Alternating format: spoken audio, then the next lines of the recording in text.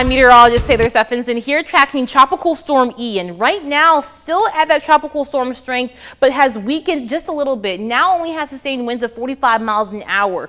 What Ian is now doing, though, is making that turn a little bit towards the north. It's going to make landfall somewhere in western Cuba as a hurricane, and then once it gets into the northern Gulf, that's where we have a lot of uncertainty with this forecast. As we zoom in, all of central Georgia is included in this cone of uncertainty. Now, there's a lot of things to fine tune before we get to around Friday afternoon. Whether Tropical Storm Ian will die down to a tropical storm as it makes landfall and kind of goes between Macon and Savannah. But what I want you to know about this cone is that all the impacts from Ian are not going to be limited to this cone. So even if you aren't seeing places that you may be going for the weekend in this cone, you may still feel effects from this tropical system. Because Ian is forecast to become a hurricane and make landfall somewhere in Cuba in the next couple days, we have hurricane watches and tropical storm watches in effect for parts of Florida Keys, but hurricane and tropical storm warnings for Cuba. This is something we need to keep an eye on as Ian does head north.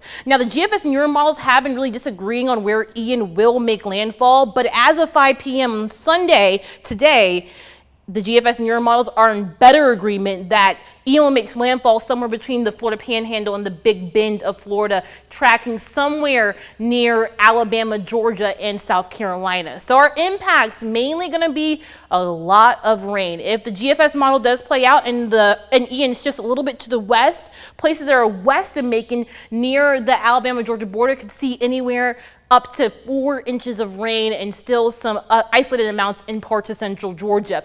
If the Euro model plays out and it makes a little turn between Macon and Savannah, we're going to get some rain still, but rainfall amounts will be a little bit lower, around the 2.5 range. Here's what you need to know about Ian. It's likely to become a hurricane soon, right before it makes landfall somewhere in Cuba. The tropical storm watches are now in effect for parts of the Florida Keys, something we have to keep an eye on just in case as Ian goes into the northern Gulf. Maybe some parts of the continental United States will have some of those watches and warnings. And the new track does suggest that Ian will be a tropical storm, possibly as it heads through South Georgia. So, of course, here at 13 WMEZ, we're keeping an eye on the impacts for central Georgia. So if you need to know any more updates, we'll keep you updated on air and online.